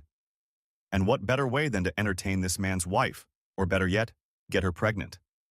And not once, but twice. And all without Malcolm knowing. For Jessica, all of this had been going on for a while, long enough for her to get used to it and even come to terms with it. And then Claire had come back, entered the picture and turned it all around. Now that she was facing the man she had once loved, all her deceptions and long-held secrets came crashing down on her all at once. Shame, guilt, regret, all overwhelmed her, almost overwhelmed her, and she realized she couldn't go on living with her husband, nor could she live with the deception. Jessica turned away from Malcolm, unable to bear his piercing gaze any longer. He already knew about some of her deceptions, but something else in his eyes seemed to penetrate deep into her soul. She was afraid he would see the rest if she continued to meet his gaze. "All right, Malcolm. I'll wait for your decision. I'll leave it up to you however you choose to proceed. I'll go along with whatever it is," a disappointed Jessica muttered. After waiting a moment, Malcolm replied, "What? I'm getting old, and my hearing isn't so good anymore. What did you say?" Jessica was pierced by a flash of anger. Malcolm was toying with her. His hearing was better than ever. But she had no choice but to agree with him. She feared this was only the beginning of a long and dangerous game. A change was coming that Jessica had never foreseen, never expected, but which was rapidly looming over her. "I'll go along with whatever you decide, okay?" Jessica said in a louder but strained voice. Nodding, Malcolm raised his hand and pointed his finger at the door, saying rather calmly, "Get out. I'll let you." "What? I need some things, Malcolm. My clothes. My makeup. Please." "I need my—" exclaimed a frightened Jessica. "I don't care. Go away. Now." "I'll call you when I decide what to do," said Malcolm, in a voice colder than the Arctic wind. "Someone else can pick up your stuff later and take it to you." Jessica knew she wasn't going to get anywhere with Malcolm. She could force herself to walk past him, but in the state he was in, he might just lose control and hurt her. Or worse. Thank Claire and your own stupidity for getting you into this story. And damn that Ian. His stupidity was of a special kind. No common sense. But you agreed with everything he said, didn't you? And how stupid are you compared to him? Jessica thought to herself. Reluctantly, but resigned to the situation, Jessica sighed, and a slight shiver ran through her body in response to giving in to Malcolm's demand. But without further ado, she turned and walked out of the house she had lived in for over 24 years. As she drove away from the house, the still figure of Malcolm flashed in the rearview mirror, standing like a large statue in front of one of the windows. For some reason, the image reminded her of an old movie she and Malcolm had watched years ago, Destroyer Angel, where several dinner guests were trapped in a house by a quirk of their own minds. Jessica wondered with some fear who was trapped, her or Malcolm? Malcolm watched her walk away, and the immense pain that constantly filled him now intensified, and an almost physical pain hit him in the stomach, making him reflexively groan. "Damn you, Jessica! You damn whore, you lying shit! Cheap, dirty whore!" Malcolm shouted, not addressing anyone in particular. He had to spill out somehow, or he would burst, and his mind would gush like water from a broken dam. He knew that then he would lose his mind completely. He slowly backed away from the window, a grim determination frozen on his face. "I'm going to get to the bottom of this. I'm going to find out who Jessica was seeing and what else is going on, and hopefully prove Claire wrong," Malcolm promised himself. With a plan of action in mind, Malcolm went to bed. Although his sleep was not sound, he was sure that Jessica had slept worse than he had in the morning. That certainty calmed his exhausted mind a little, and a slight, albeit anticipatory smile appeared on his face. Next chapter. The days following the night his wife left home were filled with a thick, blurry, changeable fog. Malcolm went to work, often staying late, even longer than his business partner Eric. He ate, he slept, he performed every task and every action adequately enough, but like a robot. He was on autopilot. He remembered almost nothing of his daily activities. In fact, he felt no particular emotion other than the determination to carry out the plan he had put into action. So when he wasn't at work, he was doing whatever was necessary to fulfill his plan. And then one day, he received the first of many answers. Next chapter. A few days after he kicked Jessica out, Malcolm's doorbell rang. It was his daughter Tricia. "Hey, Tricia, came to see your old," greeted Malcolm with a warm smile. It was the first such smile on his face in many days. Entering the house and walking past him, Tricia said without any preamble, "I'm here to pick up some of Mom's things." Her greeting was curt and accusatory. Slightly taken aback by her abrupt manner, but never stopping smiling, Malcolm said, "Good. I've packed up some of her things. I'll help you carry. I'll do it myself. Mom gave me a list of what she needs." And with those words, Malcolm's 19-year-old daughter set off to gather what she had come for. Tricia was usually an outgoing and cheerful girl. Her current behavior was very disturbing to Malcolm, but he understood that she must be under a lot of stress knowing that her parents were separated. Shrugging, he allowed his smile to return to its original place, whereupon Malcolm returned to the kitchen to finish his lunch. Finishing the last bite, Malcolm was pondering the past when Tricia flew into the kitchen with the speed only the young can do, stopped in front of his seated figure, threw up her hands and exclaimed angrily, "How could you, Daddy?" Caught off guard by her question and the fury with which it was uttered, Malcolm uttered the only thing that came to his mind. "Huh? How could you kick Mom out of her house?" Trish screamed, tears streaming down her face. Standing up and gathering the used dishes, he walked over to the sink. He was buying time, more to do the dishes. He didn't know how to answer his daughter's question without a detailed explanation. He knew Tricia would never be satisfied with an ambiguous answer. She would keep questioning everything, seeking an explanation until she was satisfied. In some respects, she was very much like him. And yet Malcolm was not prepared to open up, especially in detail, until he knew with unshakable certainty all the facts he now possessed. "Answer me, Papa," demanded the crying but thoroughly infuriated young woman. And almost at the same instant Tricia sighed sharply and asked perplexedly, "Are you cheating on Mommy?" Standing with his back to his daughter, he almost snorted with ironic amusement, but shook his head in response. He looked up from the plate he was scrubbing away and looked out the window above the sink. His gaze stopped on the large yard behind the house. A momentary flash of memories suddenly filled his mind. It was just a backyard. The swings and other children's toys that had once filled it were now long gone. But the memory made an imprint on what his eyes saw. Two small children were running around, screaming with joy and excitement as they played. Their mother stood nearby, watering the bed of flowers she had so diligently tended. As quickly as the memory had come, it just as quickly disappeared into the depths of his almost forgotten memories. His ears were still filled with the joyful sounds his children were making. "Tricia, sit down while I wash the dishes and then I'll try to explain." "No, now Daddy, Tricia." Malcolm growled, irritated by her uncompromising behavior. Tricia was smart enough to realize how far one could go in a relationship with her father, and she had just gone as far as she dared. So, like a dutiful daughter, Tricia clamped her mouth shut, pulled out a chair, and sat down. She wasn't happy, not at all, but she couldn't help it. After a couple minutes, Malcolm joined her. "Would you like something to drink? I've got some." Malcolm opened in a friendly manner. "No thanks. I just want to know why you kicked Mom out." Sighing, Malcolm ran a hand over his face before answering. "What did your mom say?" Malcolm asked, carefully controlling his voice. Tricia shook her head and replied bitterly, "She didn't say. She said you kicked her out. That's all she said. I asked her to tell me, but she just cried and told me to ask you. So I'm asking you. What happened that made you kick your mom out of your house?" Malcolm looked at his daughter and saw how much she resembled Jessica at her age. That comparison echoed with pain in his heart, which, in turn, hardened him even more. Your mother has done terrible things that I cannot and will not accept. Because of those actions, my mother and I have suffered a relationship. I don't want to discuss the details, so don't ask me about it.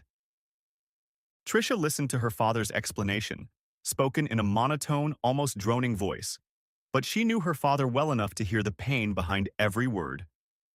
Still, Trisha couldn't believe to the end that her mother could have hurt the man she claimed to love so badly. Mom wouldn't do anything to hurt you, Dad. I know Mom. She's stubborn and argumentative, but she's not mean or callous. Maybe your skin is a little thinner than you think and you took her words the wrong way, Trisha said hopefully. No, Trisha. Whether your mother meant to hurt me or not, she still did things that have no place in a good marriage. Some men, some women, can overlook indulging their spouses, but I can't. Malcolm gave his daughter a strained smile to take away the pain of his last words, spoken grimly but firmly. Changing his smile to a more pleasant one, he asked, "Did you get what you came for?"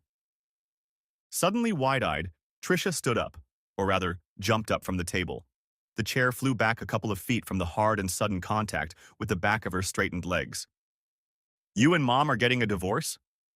Malcolm's tense silence was all Trisha needed in response. No, Daddy, you can't divorce Mommy.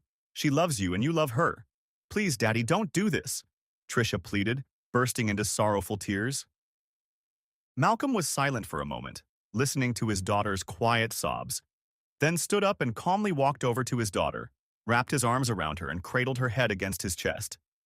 It's okay, T, you can cry. Remember, no matter what happens to me and your mom, I will always love you, and so will she. He had started calling her T when she was very young. This was at her request, as Trisha had had trouble pronouncing her own name from the beginning, and that's what she called herself, T. Malcolm quickly got used to it and started calling his daughter affectionately, but Jessica despised the nickname, complaining that it was an inappropriate name for any girl, much less her daughter. It wasn't until Trisha turned 14 and moved on to middle school that she asked Malcolm to stop calling her T, because she was uncomfortable being called that in front of her friends. Saddened by his daughter's request, he realized that the closeness and camaraderie they shared had come to an end, but nevertheless Malcolm stopped calling her by that nickname. Until now. After a few minutes, her sobs subsided and she pulled away from Malcolm.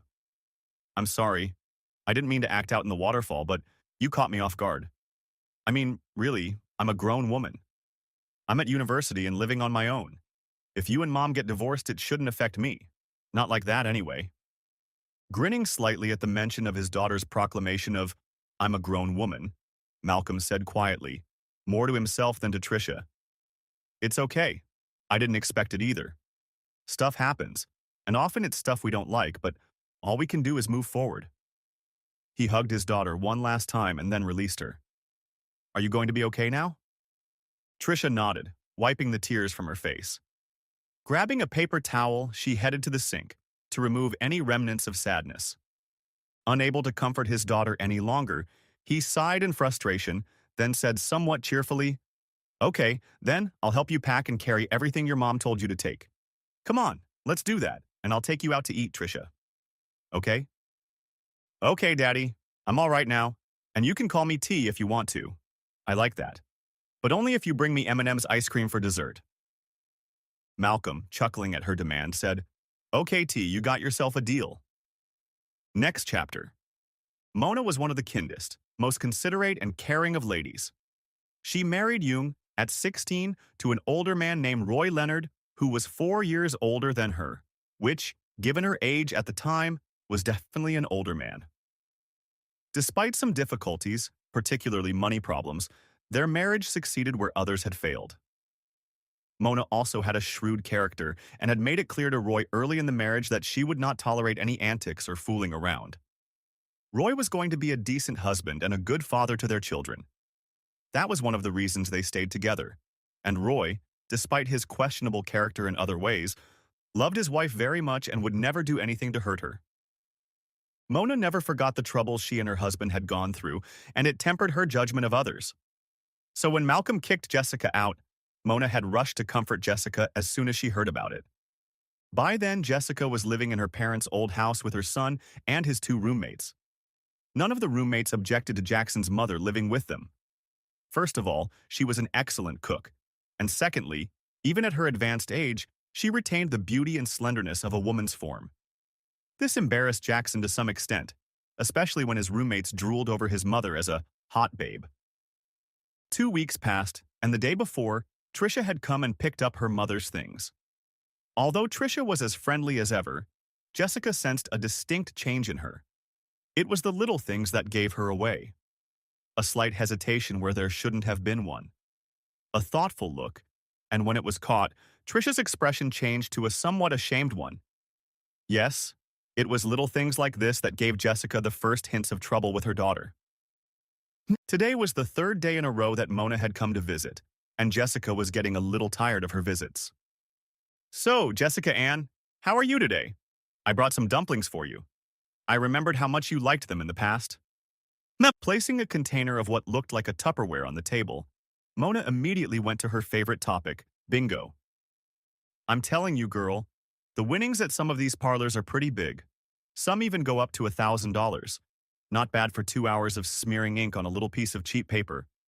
I'd like you to join me one night. I think you'd have a lot of fun. More fun than—" Mona looked around the room, stopping at a couple walls, as if she had X-ray vision and could see the mess of rooms on the other side. "Then stay here all night.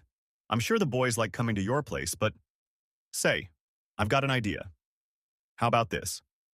This Thursday, you come to the game with me. They're having a triple header. If you win all 3 games, the grand prize is a cruise for 2 to the Bahamas. Wouldn't that be great?" Jessica didn't know what to say back. She didn't feel like playing bingo, but she didn't want to offend Mona either. At that moment, Jackson walked through the front door.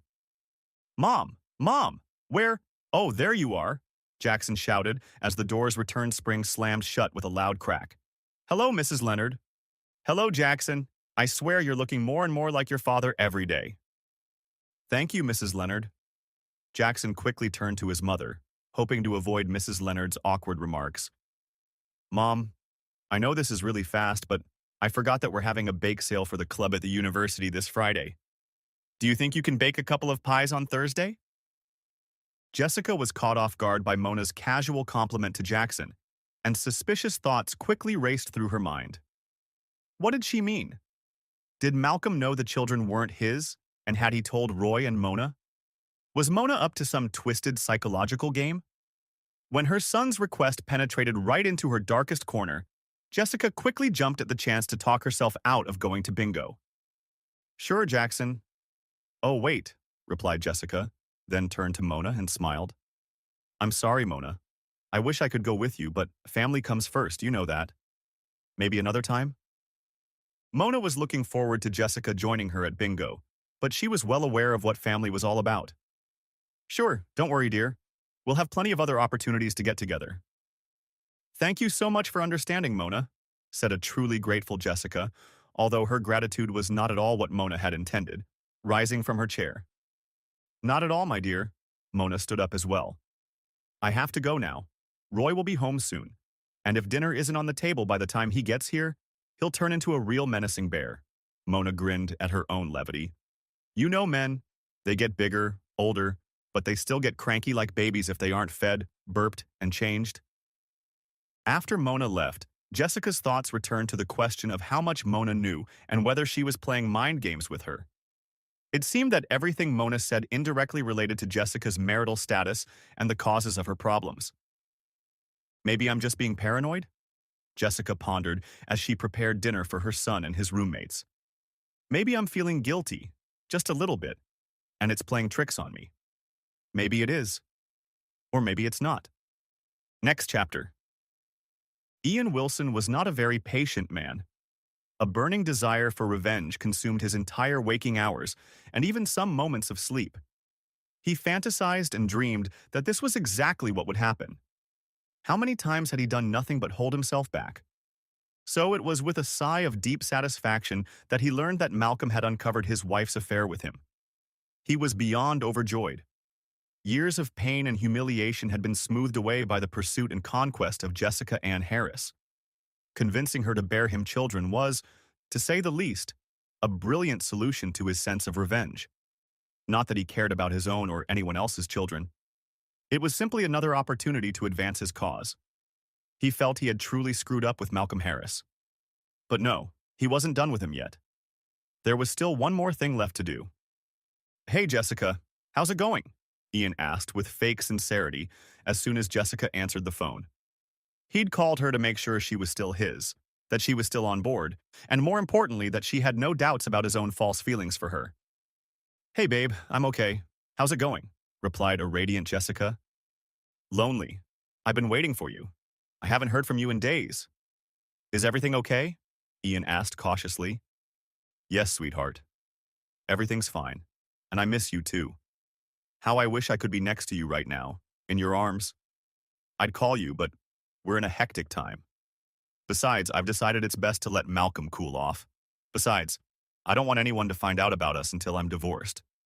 I don't want anyone to get the wrong idea and think I'm a slut. So I'm keeping it quiet for now." "Oh, but you are a whore of the highest order, my dear Jessica. You just don't know it yet. But you will find out, just like everyone else," Malcolm thought coldly, wanting to speak his mind. Instead, Ian spoke soothingly. "Shh. I understand, baby. You don't need to explain." Ian heard a loud sigh in the receiver and then, "Oh, baby, you always know just the right thing to say at just the right moment. I love you so much. I wish I could have met you first." "Me too." "Me too, baby," agreed Ian in a gentle but wistful tone. Then, already more firmly, he said, "But it's the way it is. All we can do is play with what we've been dealt. Anyway, you and I will soon be together. After that, nothing will matter." "I know, Ian. I know. But sometimes it's so hard," Jessica said, sadly and a little pitifully. "Oh, shit, I have to go, Ian. I love you. I'll call you soon." An unfunny smile spread across Ian's face as he disconnected the call. Everything was going so well. It's taken years to get to this point, but the result will be worth it, he thought with a laugh. It's time to put the last part of my plan into action, and I'll do it this Saturday. Then Malcolm will know what it is to have wasted nearly 30 years of his life. To find out that his wife is an easy whore and his marriage is nothing but a sham. To find out that the children he's raised aren't his, and to realize how loyal his good friends are. It would gut him. Encouraged by these jubilant thoughts, Ian Wilson laughs merrily as he slowly limps to his bedroom, where he sleeps the sleep of the victor. Next chapter. Malcolm sat and scrutinized the papers he held between his palms, then reread the report that accompanied the lab results. Nothing had changed since he'd last read it. The results were the same. He'd paid for the DNA analysis, and 2 weeks later, he held the undeniable results in his hands. Collecting genetic samples of his children turned out to be quite easy. Tricia still used the hairbrush she had left in her old room during her visits, and Jackson stopped by from time to time for a change of clothes and a meal. He also sent a hair sample from one of Jessica's combs. Jessica was definitely Tricia and Jackson's mother. Malcolm didn't know how to feel now. He didn't really believe Claire's claims, but they caused such an itch that he just had to scratch. He'd done the testing to prove her wrong, not to prove Claire right. He'd been angry before, but now, despite his grim satisfaction, Malcolm was angrier than ever at Jessica. At her running around, at her lies over the years, at everything else he could direct at her, which, in his opinion, was quite a lot. Had he loved her? He had once loved her, but as their relationship had gotten worse and worse, his love for his wife had suffered as well. Now he was almost certain that what love he could still feel for Jessica was so minimal as to be unaccountable. Was he hurt by her betrayal and lies? Yes, he felt the pain with every beat of his heart. His stomach still clenched into knots in those moments when his thoughts went back to the best moments of their past. And when he thought about what else that past held, the thoughts would abruptly cut off, and he would begin to rage at the decades of deception Jessica and her lover had perpetrated on him. Malcolm wasn't the type to put up with resentment, especially such a despicable betrayal, so he vowed to find out who Jessica's lover was and confront him the only way Malcolm knew how. It wouldn't be politically correct. It wouldn't be very civilized, and it would probably land him in jail, probably prison. But better to be a man behind bars than a cuckold on the loose. He still wasn't sure what he would do with Jessica, But he knew that divorce was just around the corner. There was no doubt about that. Believing that the children would eventually find out about their mother's infidelity and his own history. With that infidelity, he was going to at least publicly drag her through the mud until her skin came off and dirt took her place. Such an act was not satisfying. It was far less than what she had done to him.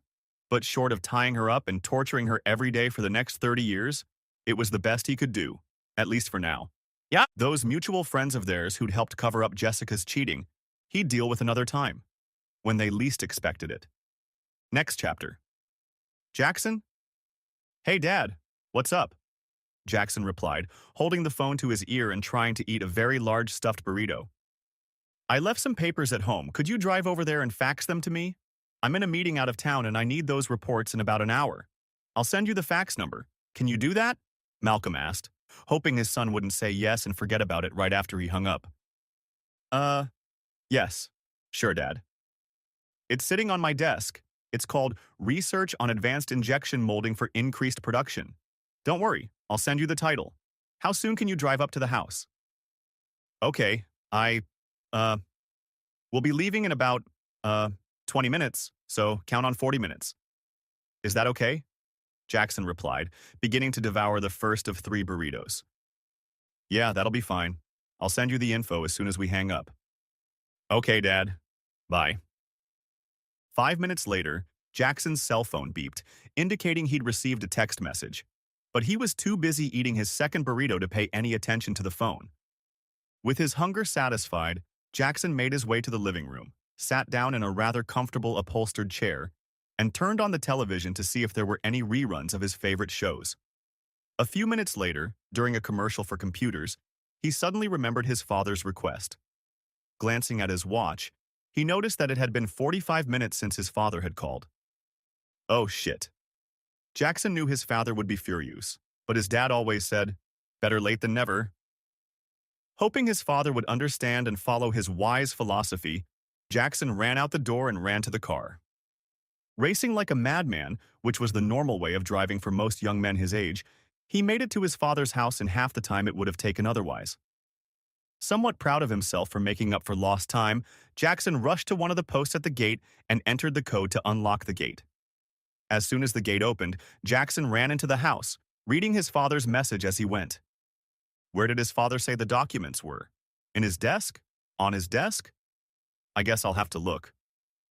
Digging through the papers on his desk, Jackson found what his father wanted, but he also found something else. As he looked through those papers, his eyes widened in surprise. After another moment, Jackson shook his head in stunned confusion and focused again on faxing the papers to his father.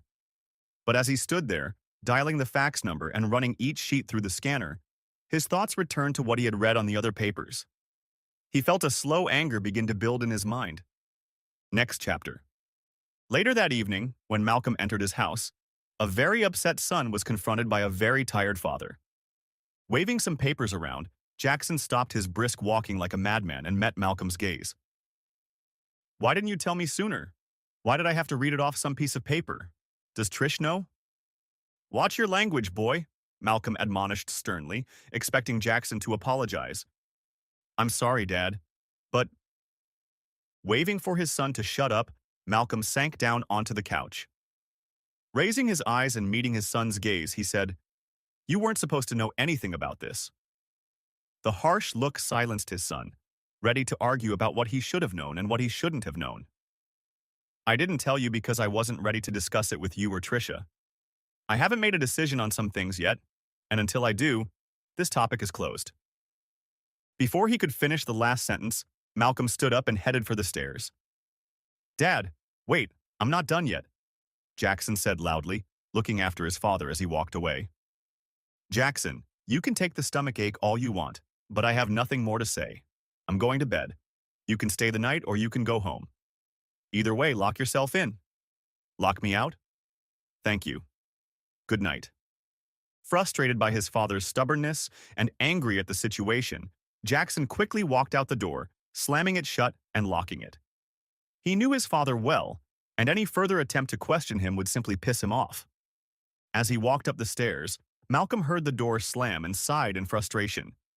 He understood the boy's feelings, But that didn't excuse his behavior, and until he decided how he wanted to behave in the near future, he wasn't going to discuss the matter. Now, if his wife wanted to discuss it with her son and daughter, then another matter. By all means, she should do it. Imagining what her reaction would be, a cruel smile stretched his face for a moment, and then he regained his stoic neutrality. Next chapter. Jessica hummed contentedly as she prepared her lunch. That afternoon, she was once again with Ian for the umpteenth time out of countless times. Beautiful Ian, strong Ian, rich Ian, loving Ian, rugged Ian. Or so she'd once thought. One of the things that marred their life together was his slow gait, caused by an injury that left him limping. It took him a very long time to get around, especially in his spacious house. Early in their relationship, Jessica had asked him about his limp. However, Ian was elusive in his answers. It happened a long time ago, before I met you. All the doctors said was that it was severe nerve damage and permanent ligament injury. There's nothing that can be done about it. End of story, Ian explained curtly. Taking offense at Ian's curt reply, Jessica replied with heavy sarcasm. Well, I didn't know. I'm sorry I asked. Since then, she had brought up the subject from time to time, and this afternoon she asked again about the history of his injury. I'm not going to discuss it, so stop asking, okay? What's wrong with you? You've been going on and on about it for years, but you've never realized anything. I don't want to discuss it.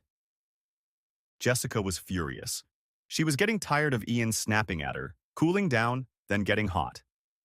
Even though Ian felt aloof toward her from time to time, lately his ambivalence had been getting stronger and more frequent. If Malcolm hadn't found out about her and Ian's relationship, Jessica didn't know what would have happened. But she'd like to think she would have ended the years-long affair and thrown herself into her marriage, making up for all the years she hadn't belonged to Malcolm alone. Now she had no choice. She was betrayed. And yet, strangely enough, after Malcolm had kicked her out of her own home, she realized that she might leave Ian if it came to that. And that worried her a lot. Were her feelings for Ian based on nothing more than boredom?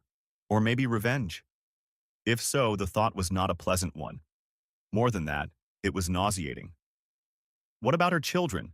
What did her reasoning and actions say about their existence? Perhaps sensing the change in her demeanor, Ian had slowed down a bit. No, I'm sorry. I didn't mean to. It's a sore spot for me, and Ian began regretfully. Ian stopped talking when he saw Jessica smirk and then giggle. What's so funny? He asked, a little defensively. Jessica burst into a full-blown laughter. The sound was hilarious and delightful, at least that's what her husband would have thought, but to Ian it sounded rude and jerky. Forced even. It made him sick, and he hated her even more. Sore spot. Your leg. Sore spot, Jessica exhaled between fits of laughter. Huh? Breathing heavily, with tears running down her face from laughing, Jessica took a breath while explaining to Ian what she meant. The tension from a moment ago was gone, and she felt relieved. I'm really sorry about that. I shouldn't have laughed, but I thought it was funny. I don't know, it was just funny. Jessica smiled. Ian chuckled, though clearly insincere. Yeah, I understand. If you put it that way, it's probably funny. I'm sorry, sweetie. I wasn't laughing at you. But I want to have fun with you. End of part 1. Part 2 may be coming out in 10 hours. Write in the comments if you're waiting for it. Also, give a like under this video and subscribe to my channel. I hope you enjoyed this video.